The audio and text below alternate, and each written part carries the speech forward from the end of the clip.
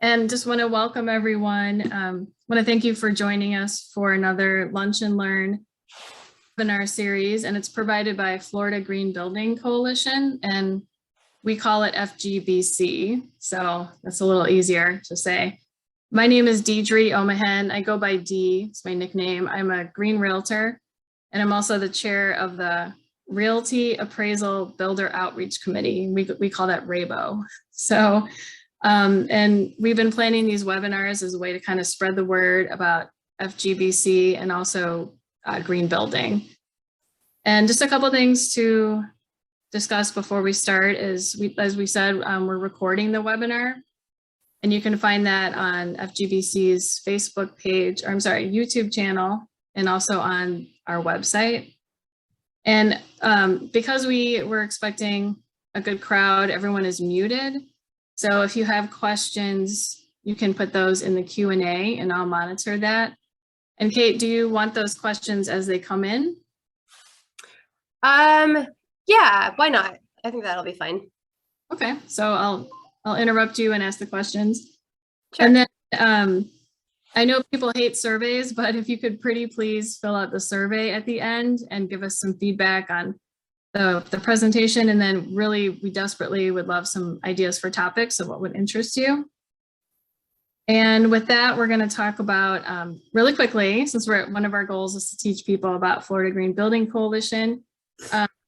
FGBC is a leading certifier of high performance homes, new and remodeled, multifamily complexes, high rises, entire communities, and commercial buildings throughout Florida.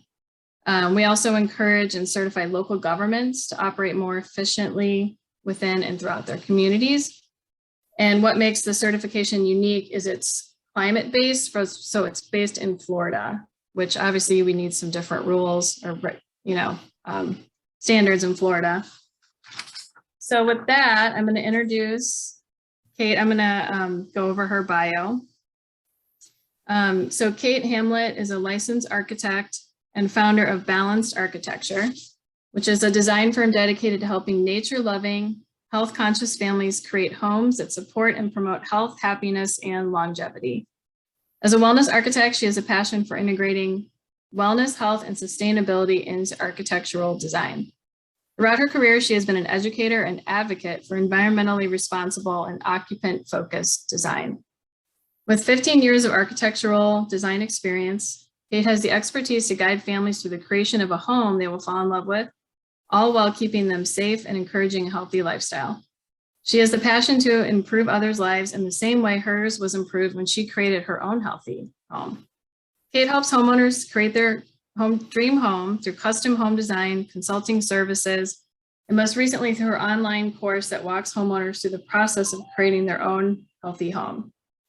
So really quickly, before Kate jumps in, we have a quick poll as we want to find out how you guys heard about the webinar. So if everyone can answer really quickly, that would be wonderful.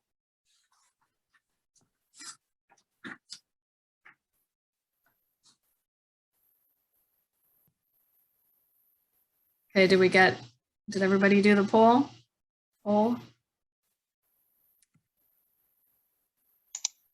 Yeah, Dee, can you see the results? No. You can just tell us. Well, we don't need to know now. Yeah, I've got the data. It's 65% email, 12% Facebook, 6% Instagram, 12% the FGBC newsletter, and 6% other. Oh, okay. Great. Okay, so without further ado, I'm going to turn it over to Kate, and thank you so much for offering to present today. Awesome. Yeah, yay. Thanks for having me. I'm excited to be here. All right, let me get set up. Let's see. All right. So, okay. Unfortunately, there's a blob at my cursor, but I shouldn't need to touch that. Everybody seeing? You guys go seeing my screen? I'm gonna. Yep. You're good. Awesome. Okay. Okay, great. So we are here to talk about the healthy home elements and how to transform a typical house into a home that helps you thrive. So I know I've already been introduced, but my name is Kate, and I am the founder of Balanced Architecture, and that is a design studio that really puts wellness, health, and sustainability at the heart of everything I design. So I'm really passionate about it. I consider myself a wellness architect just because that is my main area of focus in terms of architecture. And just a few other things about me. I am a nature lover, and that's probably one of the reasons why I love designing for health and wellness and sustainability so much. Also, I'm a healthy living advocate where I want everybody to be able to live in a healthy home and a healthy community. So that's really why I'm doing what I do. So we do have a lot to cover. Well, I just found out I have a whole hour, so we might actually be able to squeeze it all in.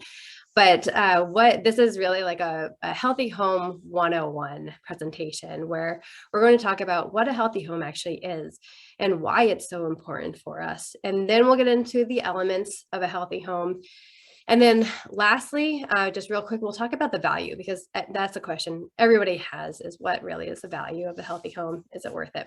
So we're going to dive right in. Oh, but before we dive in, just so you know, there is a free guide and checklist that goes with this presentation. You can grab it at balancedarchitecture.com/wellnessre. And that will, so you don't feel like you need to take notes or anything during this presentation. It really covers a lot of what the background that I go into today, as well as this nice checklist for if you're doing renovations or just some upgrades in your house, or if you're a realtor or builder and helping clients do this, then it's just a helpful guide to start thinking about what you can actually do.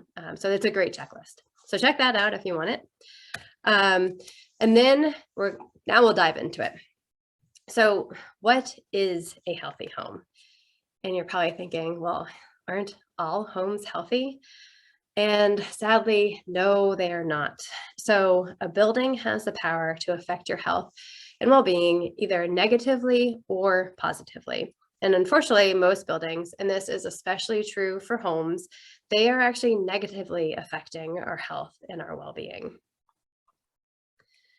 And there's so many reasons why that we'll go into in just a second. But first, there's a few terms that I'm going to be saying a lot that I might as well just cover what I'm meaning by them when I say them.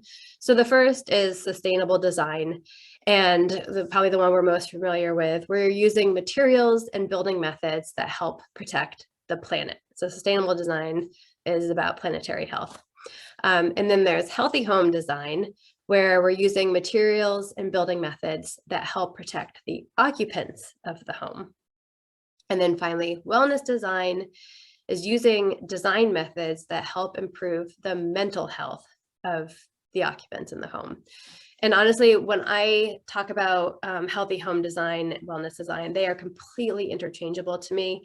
They're one and the same, but if you want to be thinking about it, kind of like separating them out if you want to, healthy home is more of like the fundamental, how to keep yourself healthy, where wellness is more of the mental and yes, there's more of the mental side of design. But honestly, the biggest thing to keep in mind is that a home should nourish your body, your mind, and the earth. And just let all of these terms blend together, the sustainable, the health, and the wellness. We can't have one without the other. And I think that's the biggest point. Like, we need all of these things to have our healthy humans on a healthy planet. So when I talk about healthy homes, I'm really talking about it. So I want to share a little bit of how I got into this, because it wasn't just like this idea didn't come to me one day. I was actually like throughout my career. So I've been doing this professionally for 15 years now, and then was in school what felt like forever before that. And it has always been my focus to focus on how to design for the planet in mind. So how to keep the planet healthy, how to regenerate the planet. That's always been my passion. And, but it was in 2015 that I discovered the WELL building standard. And this, if you haven't heard about it before, it's still not very common. So you're not totally in the dark by not hearing about this. But hopefully it's slowly making its way to be a little bit more popular. The WELL building standard is kind of like LEED. So if you've heard of the LEED building standard, the LEED rating system, that was all about, and still is all about, designing a home or designing buildings to keep the planet healthier. So it was all about sustainable design. And so how I like to put it is, WELL is for the building occupants the way that LEED is for the planet. So that was the whole point of the WELL building standard. And it's still out there. It's getting better and better. But anyway, hearing about it, it completely changed the way that I thought about design, because I've always, like I said, I've always wanted to, like, my main goal has always been to design buildings that keeps the planet healthy. So doing the right thing for the future of our planet. And within that, like within the LEED building standard, and just in like the way that we are taught as architects to design buildings, like there's always the care of making sure the occupants are comfortable and have good air quality and views and daylight, that kind of stuff. But the WELL building standard brought this whole other level to design that I was never taught and never had this, this way of thinking before. And it wasn't just, it was basically taking it from, well, we want to make sure we don't, like, our buildings should not be making us sick. Like that was kind of the old way of thinking. But now taking it to, well, not only should our buildings not make us sick, but they should actually help aid in making us healthier and happier. So it's like another tool in our toolkit of how we as humans are going to be just at our optimal health. And amazingly, buildings have the ability to help us get there. So that was a wonderful discovery, and that just prompted everything. And now I'm, total revelation. Now I'm in a whole new path, but happy to have discovered it. So let's look at what makes a home unhealthy, these typical homes of ours. Before we do, this statistic totally blew me away. I heard this a few years ago, and it's from the Center for Disease Control, that they found that your physical and social environment, so where you live and who you're around, so in your community, inside out, everything, that contributes to about 55% of your health outcomes, which is a huge number, because in comparison, they found that genetics have about a 5% impact on your health outcomes. So when you think about, like, you're thinking about your future and you're like, well, what my parents might have had, or my grandparents, and how that might affect your life later on, and what you're doing now to prevent what your parents or your grandparents might have had. That's actually, it's still incredibly important to be considering that and to be, properly addressing it. But it's 5%. And then your physical and social environment is like 10 times more than that to affect your health outcomes. So we're all concerned about our genetics and what we need to do to be, making sure we don't end up in the same place where we, like, even more so, that's even more relevant with our physical and social environment. So if we can put that energy also into creating a home and a community that is going to make us healthier and not negatively impact our health, is going to have a huge impact on the rest of our lives and the rest of our children's lives and our communities. So it's amazing how much it really does matter. So how does it affect your health? And I break these down into the 3 categories. Again, physical health being most typical homes are full of nasty things like toxic chemicals and heavy metals like lead, and that can just make you sick. Then they cause everything from short-term health problems like brain fog and difficulty breathing to serious long-term illnesses like cancer. And another big one for long-term is asthma in kids. Like, we know that the physical environment is affecting that so greatly now. So it is, it's prevalent, it's a big deal. And a typical house typically aids in making these things worse for somebody. And then also mental health. So physical health, like I think we can wrap our heads around that, like toxic materials and chemicals are going to hurt us. What's less easy to see, I would say, and feel right away is, or not feel, but see, is the mental health. And typical homes, they exacerbate stress. They deny a much needed connection to nature. As humans, we crave that connection to nature. We need it. They discourage working out, and they generally make your life more difficult. And all these things might seem like little irritations throughout the day, or just like a little, I don't know, just make you feel a little ho-hum or whatever. But like, it's amazing how much all of that builds up and ends up affecting not just your mental health, but your physical health, because it's initially affecting your mental health. So tied together between the physical and the mental there. And then lastly, planetary health. Also, a healthy home has to be considering this. It's, the typical homes, they just place a huge burden on the environment, both during construction and once they're occupied. And we know now that if we don't make big changes, and if we don't start to regenerate the environment, the earth may never recover. And this all gets tied together because planetary health is affecting our physical health and it's affecting our mental health. So all these things are, affecting us as well as the community, as well as the, planet as a whole.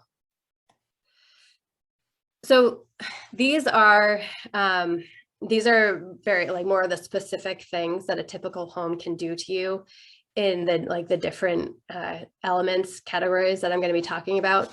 I'm not going into all of these just for the sake of time, but if you grab that guide, it was balancearchitecture.com/wellnessre. These are all listed in there, so you can read through these a little bit more. But lastly, I just want to share this, which is pretty important and very important, about who's affected when we're creating these typical homes, when we're creating unhealthy homes. And it ends up, the whole world is affected. And I know that sounds kind of silly, like one little choice you make is affecting the whole world, but it is, because everything's tied together. Of course, when you are building a typical home or, a less healthy home, it's going to affect the family living in that home. But it also ends up affecting the contractors that built the home, that are installing the materials that are chemicals that aren't healthy, for them, exposing them to bad things. Then it's affecting the people that are making the materials. They're getting exposed to the toxins as well. But then it's affecting the people that live near the transportation hubs where those materials come from. So all the factories that are leaching, or the transportation hubs that are leaching their petroleum, like it affects everybody in the area. And then it's definitely affecting the planet by the carbon emissions, by the toxic chemicals that are polluting the air, the water, and the soil. So now it's really, and once something's up in the air, it travels, so it goes everywhere. And so that's really hitting everybody everywhere.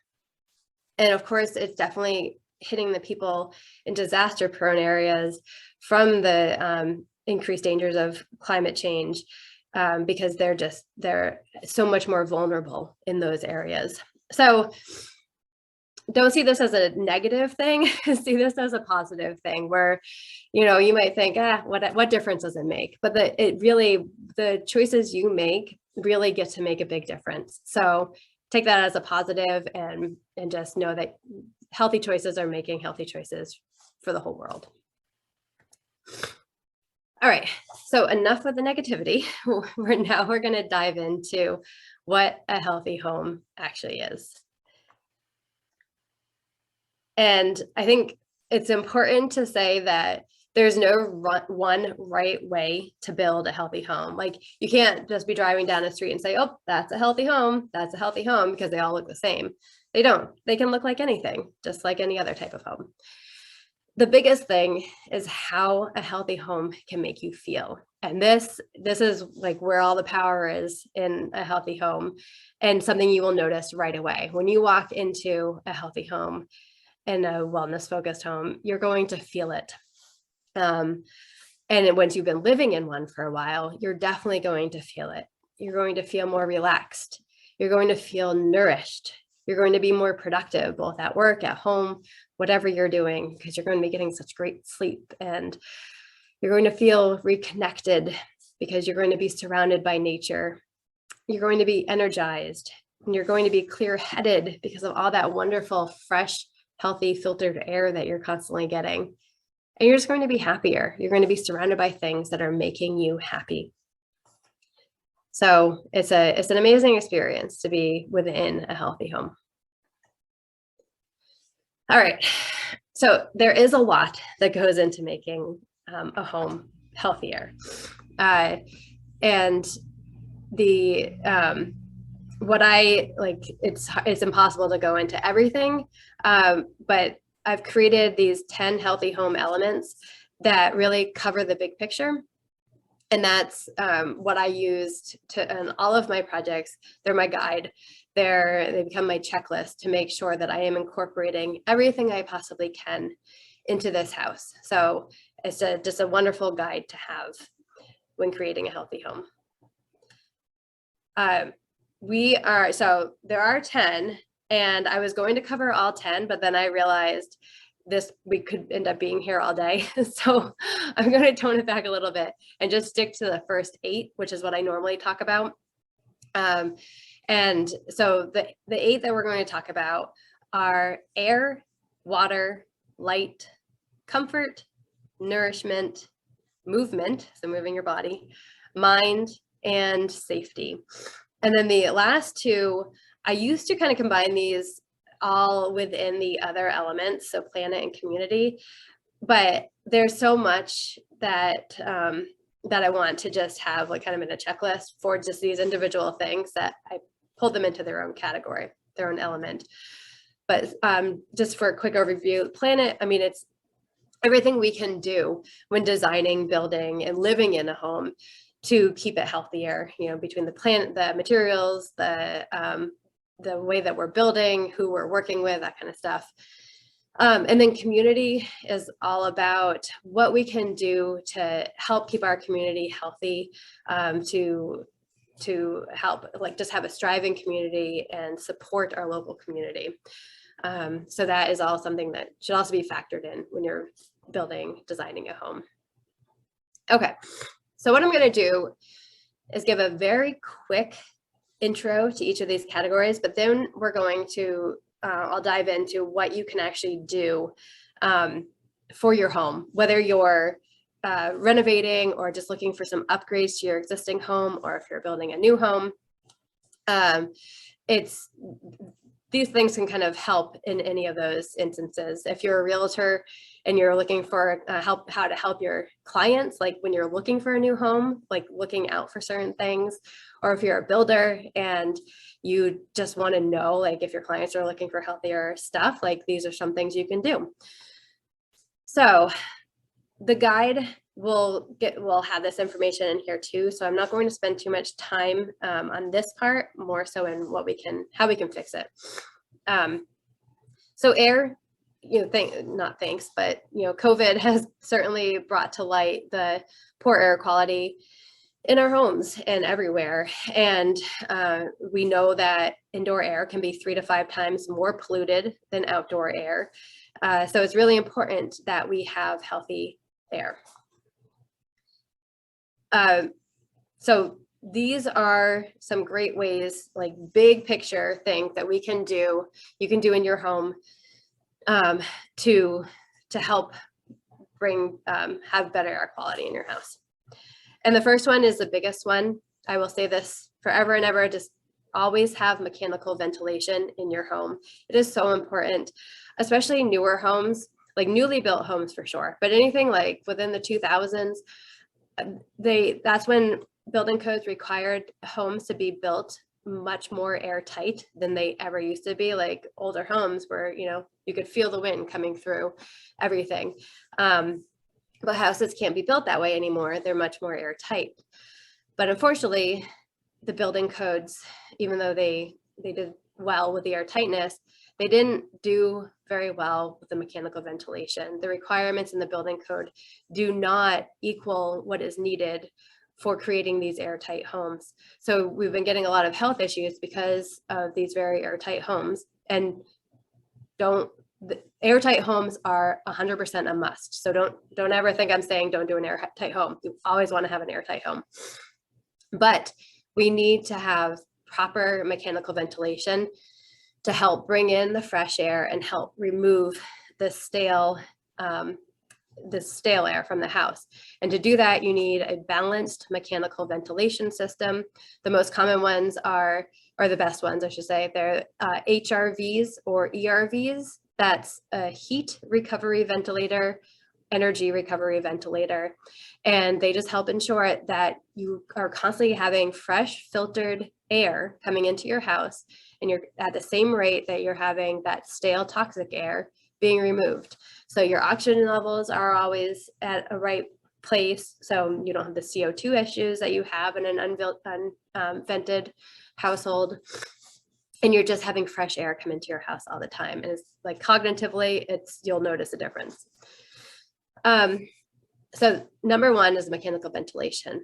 The other really important thing is controlling moisture. And this leads to, the mold and the mildew and everything that's in your home. Rot, like it can actually destroy your home too. But from an air quality perspective, it's really that mold that we're so concerned with. And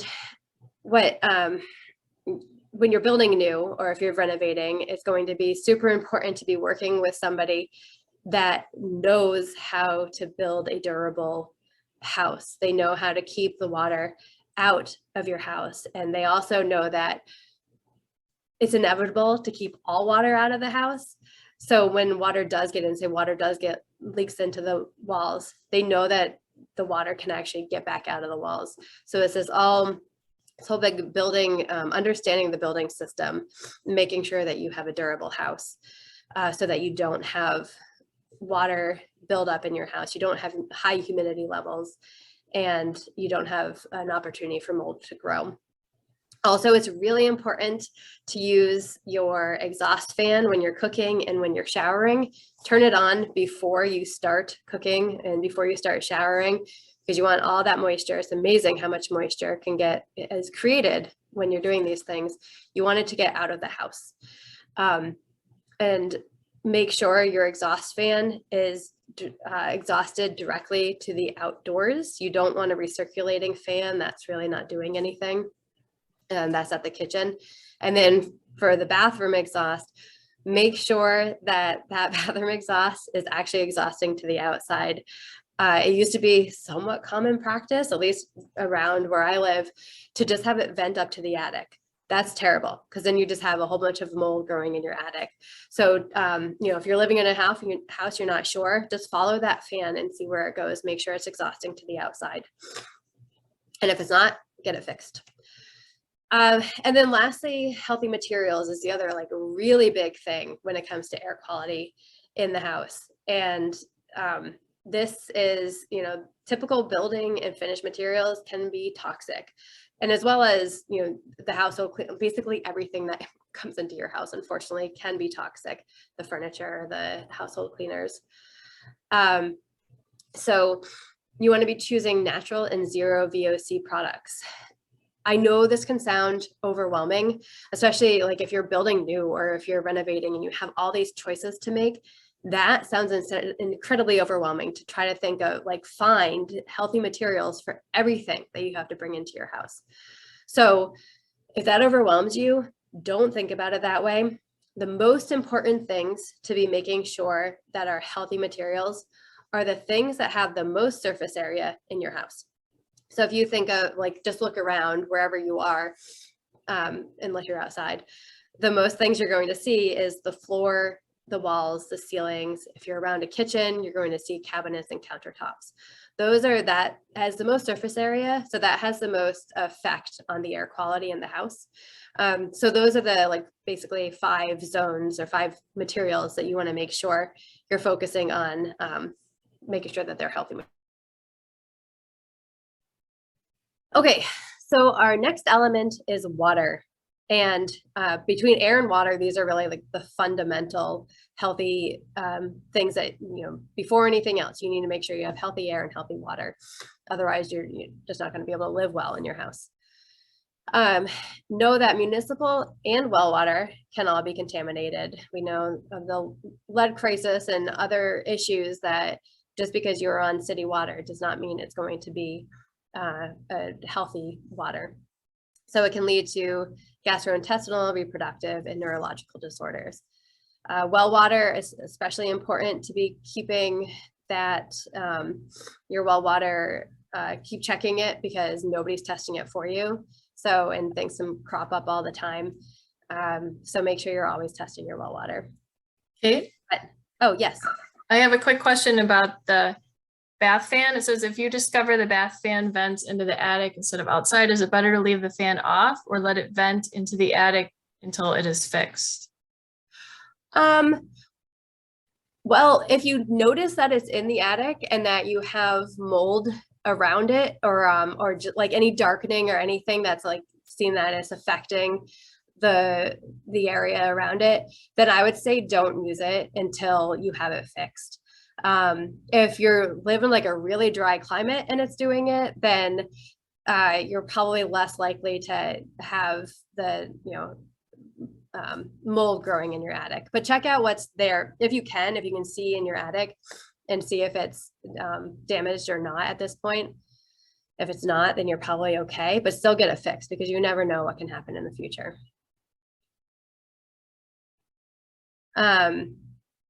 Okay, so yes, with water, just always get it tested. Like if you're moving into a new house, I know a lot of people are waiving their all inspections right now, but that's fine if you do. Just do it after. Make sure you do it like as you're moving in.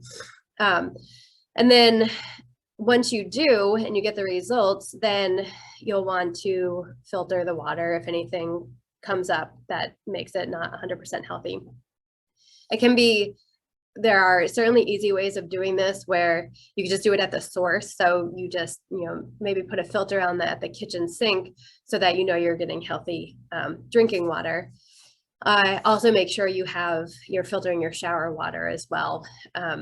But there are some times when you have to filter the whole house. Like if you have radon in your water, you have to filter the whole house, which can be more expensive. So just knowing what you have in your water and then working with a water filter specialist to figure out what to do next. But don't ignore it, take care of it, and hope that it's just something you can do more of a like at the kitchen sink kind of a thing.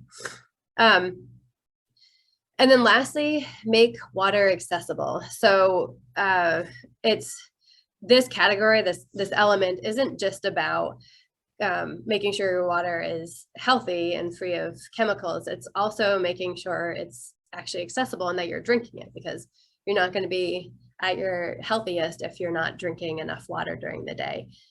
And so making it easier to, like, if you have, sinks all around your house, that the water is filtered properly, that you can just grab it anywhere is helpful. But also, even if you got your water tested, you have healthy water, but it doesn't taste good, that's another reason to add a water filter, because if your water doesn't taste good, then you're not going to want to drink it. So having healthy, good tasting water, it will get you more likely to drink enough water during the day. So, okay, next element is light. And this is really all about our circadian rhythms. So humans have an internal clock that requires us to be, in line with natural light in order for our bodies to work at their highest level. And this is known as your circadian rhythms. when we are in an environment or like indoors in a place where there's artificial light, like your fluorescent lights are glowing at work all day, they're the same color, whether it's 6 in the morning or 9 at night or anywhere in between. That's not what sunlight looks like. So our bodies need that changing color of sunlight to let us know where we are in the day and get us prepared for sleeping or get us prepared for the morning for waking up. So without that exposure, we're like, our bodies are totally confused and we're not getting the right sleep. We're not, getting disrupted sleep. We're not as productive. So making sure the light in our homes are aligned with natural light is going to help just help us overall. So the very first thing you can do, and probably the easiest thing to do, is change out your light bulbs in some places of your house. Like if you have, so let me go back a sec. What you really want is this warm orangey light in the evening time at night to start calming your body down, and that starts the release of melatonin in your body. And melatonin is the hormone that aids in sleep. So by being exposed to that warm orange light, like the setting sun, it's starting to calm your body down and then go into complete darkness. And then you're like, you're good. You're set for your body's doing what it's supposed to. And then in the morning, you want a cool, white, bright light to stop the production of melatonin. And that gets you energized for the day. So that's the two ends that we're looking for. And then the stuff in the middle is kind of, the same as what the sun is doing outside. So in the evening, or any place that you're at in the evening, like your bedroom, or if you're in your living room in the evening, that's a great place to get a light bulb that has this warm orangey light. And one that I recommend is called the Bedtime Bulb. And I know the person that created it, he's a lighting scientist. So it's a very well-studied light bulb, and the color temperature is like perfect for getting you ready for sleep. So I think you can get those on Amazon or just Google Bedtime Bulb, but those are awesome.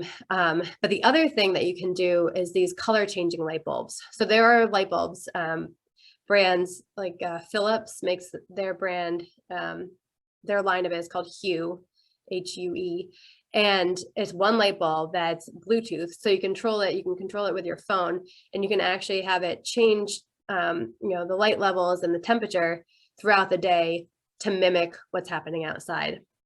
And what's important is to know that your body, like just from a circadian rhythms perspective, doesn't know the difference between artificial light and natural sunlight. So even though it's still artificial light that we're lighting our homes with, it is our bodies are okay with it. They'll still do the thing that they need to do.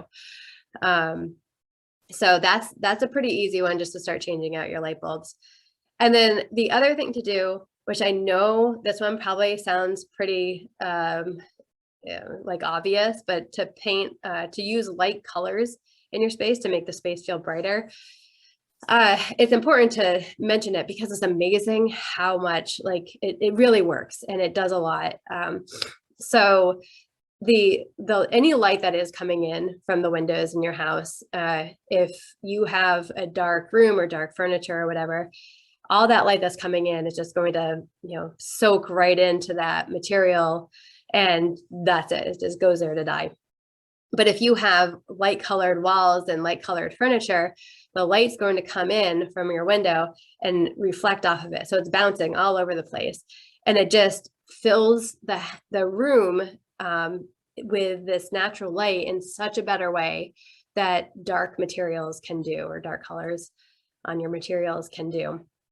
So that is simple. Well, not simple. It takes a lot to have to change out a room from light to dark, but it's a really effective way of getting more daylight, actual daylight into your space, so you're less reliant on artificial light, and to have it so that the light levels are going to be changing in your house all day long because you're actually getting the light from the outdoors.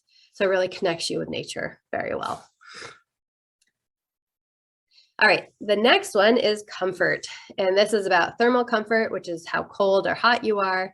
Noise, both internal and external. So traffic, neighbors, the people living in the house, the appliances, mechanical systems, and then smells. So mold, musty houses are a big one. Even the food that you're cooking, the cleaning products you're using, the furniture you have in there. So it can all contribute. And then with this, the easiest thing to do, or I should probably stop saying easy in such a lighthearted way, but the most effective, not super crazy thing to do when you're for thermal comfort is to air seal the house. And what this requires is a call to an energy auditor in your area to have them come in and they'll do an energy audit. They'll do this thing called the blower door test. And it basically just tells you how drafty your house is. And then this energy auditor, they'll either do it themselves or team up with an insulation crew that will help you. They'll do it for you, not help you, but they'll find where all the cracks are and they'll start sealing them up. And that way your house just becomes a lot less drafty. It's not going to become perfect, but it's going to be much better than it was. So definitely air seal the house if you haven't done that yet. And it's amazing how you'll notice it right away from a comfort perspective and just from your energy bills too. You won't have air seeping through and just all that waste going in and out of your house.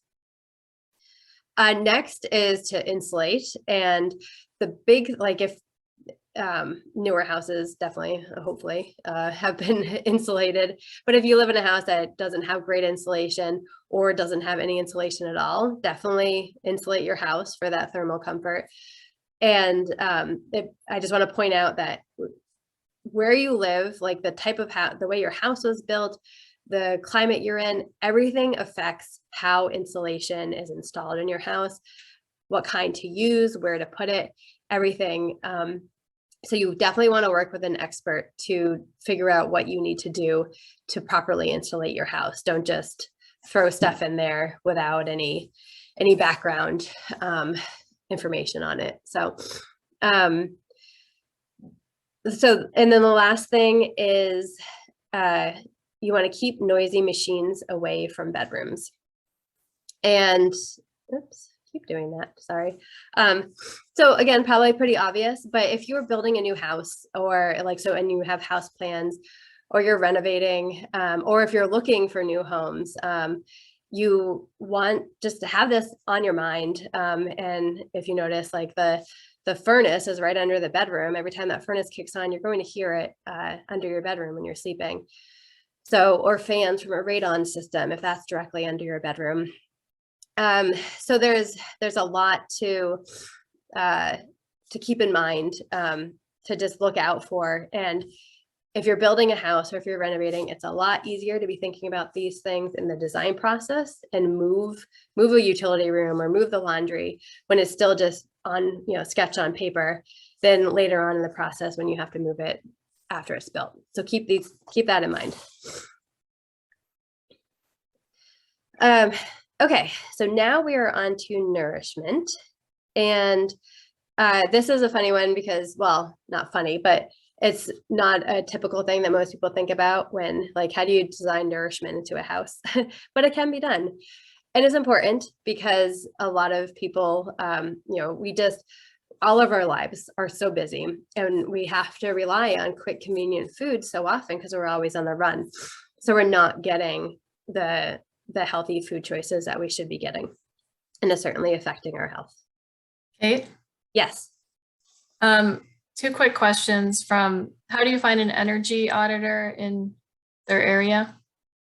Yes, good question. Honestly, I have just Googled it and have always had something pop up. I'm trying to think if there's other, like, I know in New Hampshire, like we have energy programs. So in New Hampshire, it's called NH Saves. And so their website tells you where to find them. So if you were to Google like your state's energy rebates or energy, not company, but whatever organization, their website could have information, as well as actually the energy companies themselves might have information for you. Yeah, and then I'm going to type in the chat zeroenergyproject.org. You can search there too. And then the other one was, what's your opinion about having sound machines in the bedroom? It's a good one. Oh, interesting. If you need them, for sure. Like I remember I had to have a fan in my room up until like just a few years ago. And it was because I moved from a place like in a neighborhood to the middle of nowhere and I no longer needed it. So yeah, I think a noise machine, if you can't do anything else, that is a great start to help ease the distraction of noises. And just a reminder to people, if you have questions, if you could put them in the Q&A, because it's hard to monitor the chat. Okay, thanks, Kate. Awesome, thanks. All right, so yes, so anyway, we're not eating well, and it's affecting both, just affecting our health. But we can design our homes to actually help nourish us better. And this is all about designing and creating wellness kitchens. It's a really big endeavor. I mean, not to scare you, but it's more than I can talk about here. All the points of a wellness kitchen, but it's such a fun process to make a kitchen that is actually designed for wellness and that just encourages you to eat healthier. But these are just like some starting points to get you thinking about it. And the first one is to make the kitchen inviting. Again, some of these obviously are intuitive, and it's just there's so much to think about when you're designing or when you're buying a home or renovating your home that you don't get a chance to think about everything about it. And some things sometimes, just get missed. Like maybe you moved into a place and the kitchen is kind of dark and cramped and just doesn't feel very good to be in. Because it's like that, you're not very excited to go into that space, and you certainly don't want to spend a lot of time there. So if you can make your kitchen feel more inviting, make it feel calm, and make it, have access to daylight and plants and living things. Make sure it's not like super loud or next to a room that is going to be super loud. Make sure the giant refrigerator behind you isn't going off in a crazy hum. So make it a place that you could spend hours in there and just want to be in there. And then the next thing is to make sure the kitchen has room for multiple people to be working at the same time. So one of the best way to eat healthier for a person that's on the go all the time is to meal prep.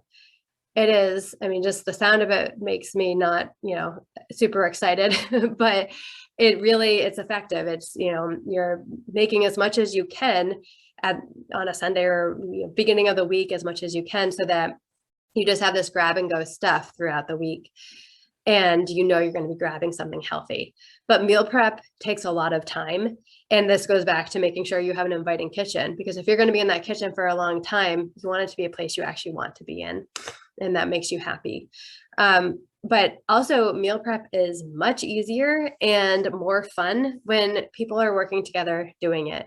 So if you're bringing your kids involved or your other family members involved in helping you create this together, it's going to go by faster, and it's just going to be an enjoyable experience, hopefully. But if the kitchen, you don't want to be on top of each other, running into each other, and just having it be irritating. So the kitchen really needs to be designed so that there's multiple zones for different people to be working functionally. So that's what that one's all about. And then lastly, try growing your own food. You could take this as far as you want. You could have an entire indoor veggie garden if you want. You could have a smaller hydroponic veggie garden, or you could just have one pot with some rosemary growing in it. And no matter what you do, like how far you want to take it, just having something in there, like that pot of rosemary, something live growing that you're taking care of, that you know is a food source, is going to just make you happier, because that's what plants do. But it also could spur you to start cooking in a more healthful way, because you see the rosemary sitting in there and you're like, oh, I should probably cook those veggies and put the rosemary in it so the rosemary doesn't go to waste because I'm growing it. So it just starts like a chain reaction of good things, basically. So grow your own food as much or as little as you want, but just get it started is kind of a fun process. All right. And now the next one, which is also kind of like, this is movement, next element, how do you bring movement into, or how do you design for movement, basically? And it can be done. And so we'll go over that, but it's really important that we, like, as much as we can, we want our houses to, be doing good things for us. And especially when it comes to movement, because we don't have, like, so much of us have inactive jobs and inactive modes of transportation, so that we're sitting a lot, we don't move around a lot, and we're just not getting the physical activity that we need to stay healthy. So we want to encourage movement in our houses, and there are tons of ways to do it, and these are just kind of a few basic ideas. But one that I didn't mention here that's my favorite is making your house fun. Like, if you want to, like, throw some climbing blocks on the wall and have like a little climbing wall in your living room, just seeing that will make you want to climb it. Little things like that can just go a long way. But for the workout space, that is, it's a great thing to have in your home. It doesn't have to be big. It doesn't have to be this huge, like, well-stocked gym, but just a place where you can comfortably move around and make it dedicated to workout. Don't have it be combined with the kids' playroom or home office or whatever, if you can avoid it, because those things will take over more likely than not. So I don't know, then you'll feel like you're working out and like surrounded by toys, and it doesn't feel good. So try to make it a dedicated workspace in a prominent area, meaning you're walking by this thing all the time. So you have your yoga mat or your treadmill staring at you, and that's going to kind of guilt you in to finding the time to work out. So don't tuck it away, somewhere that you never walk by, basically, such as the basement. So avoid the basement for that reason, for working out. But also just in general, basements, for the most part, unless they were specifically designed to be a living space, they aren't going to have the same consideration as the rest of your house. Sometimes they're damp or musty. That's where often chemicals get stored. So you're much closer to the source of these chemicals off-gassing. And they're often dark, they're cold. So they're just not inviting.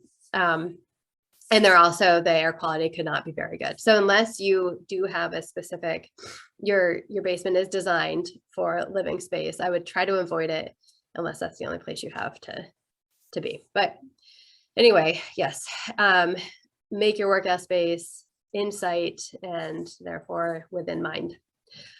And then this last one seems silly, use the stairs, but it's funny, like, so this is basically just choosing a 2-story home over a 1-story home, if you have that ability to choose. This gets you, like, just walking up and down the stairs once or twice a day obviously isn't going to give you the the exercise that you need, but it's amazing how, like, that little bit of up and down could actually get you, like, from feeling like lazy and like, I don't want to work out, to like, then you hop up the stairs because you have to go check your laundry or something, come back down, you're like, oh, okay, I'm up, I can do something now. So it's silly, it's little, but it actually makes a difference when you have stairs in your home. Okay, we are on the second to last one that we're going to cover. This is mind.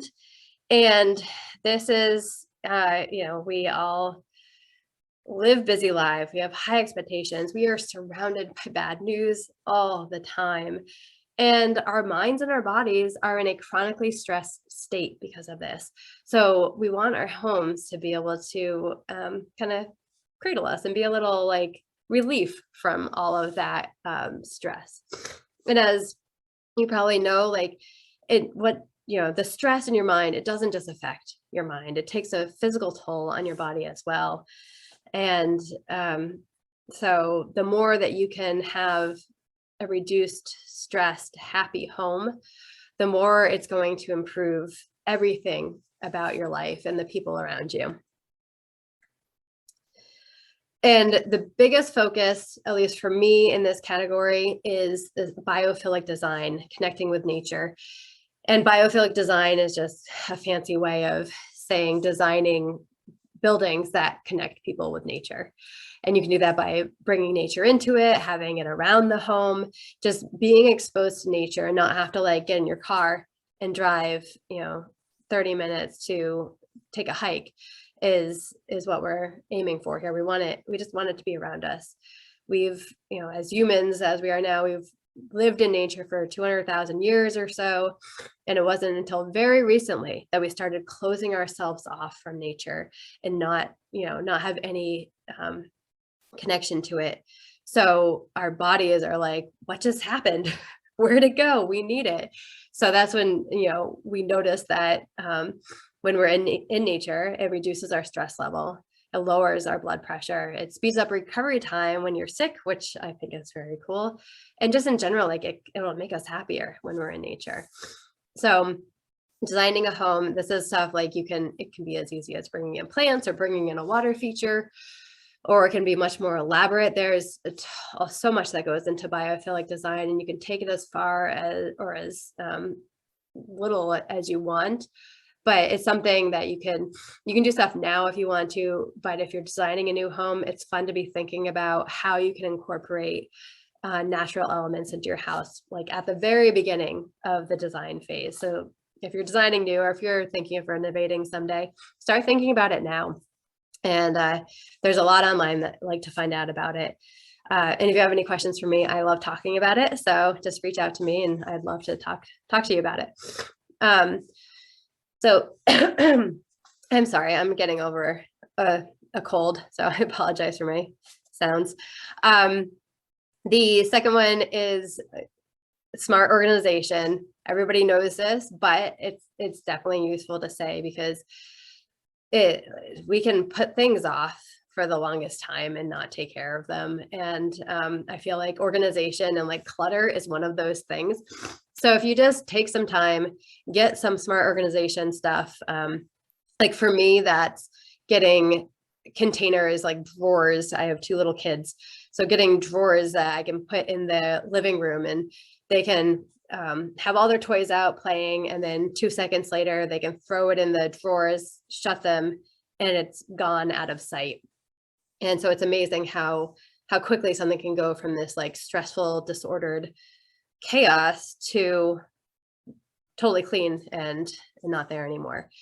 So it's helpful. It does a lot, even though you don't I don't know, if you don't think that clutter bothers you, still like subconsciously deep in the back of your mind, it's leading to not having clear thoughts.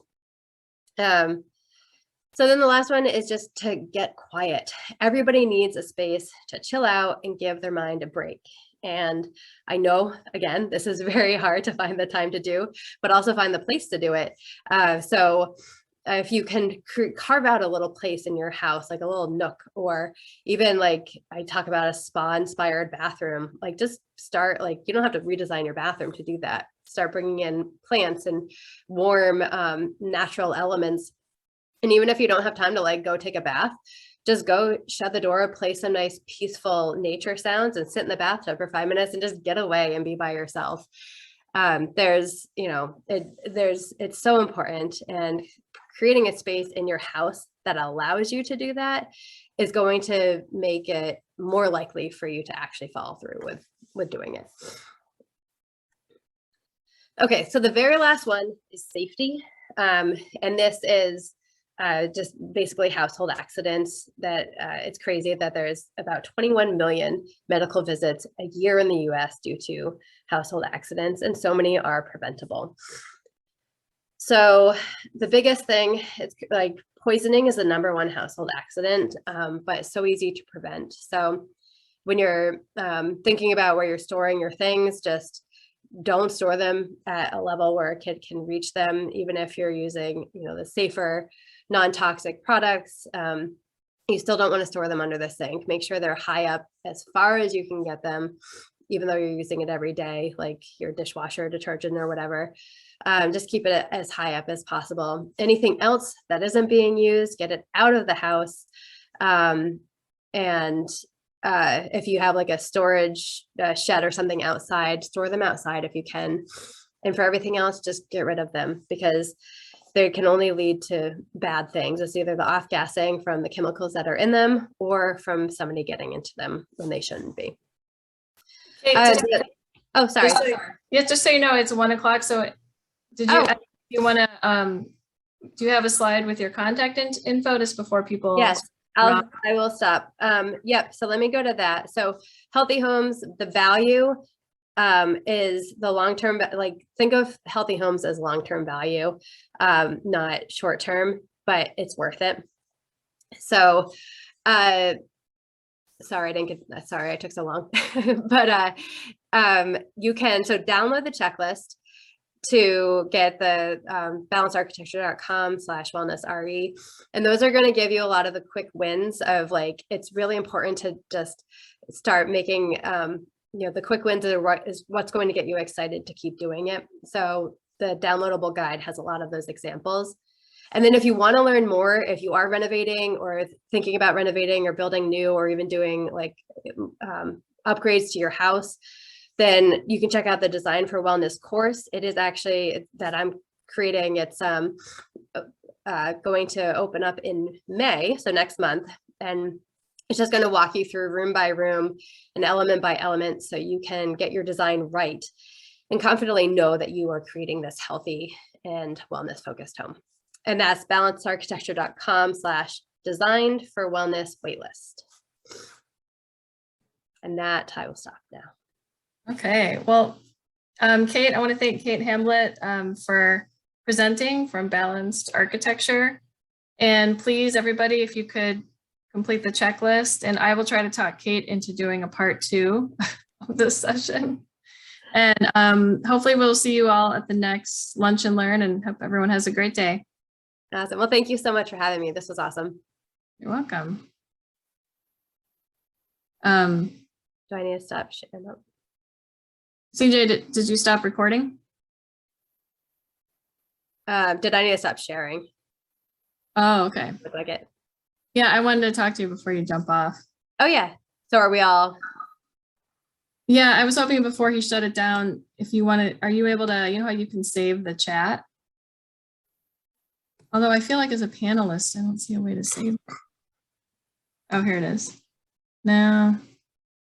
Yeah, normally you can save, because people wrote some cute comments to you and like, oh, here it is, save chat. Oh, okay. I'll save mine. Hopefully, do you see how you could see it? I saved it, but I don't know where it went. Save Interesting. chat. I wonder if it just goes in. I can send it to you both. There's a download at the end that'll have all the chats on it. Oh, cool. Oh, good. Yeah, there was a lot of nice comments, like such an awesome presentation. Thank you. Good. Oh, yeah, you did great. And I feel so bad for you that you're sick.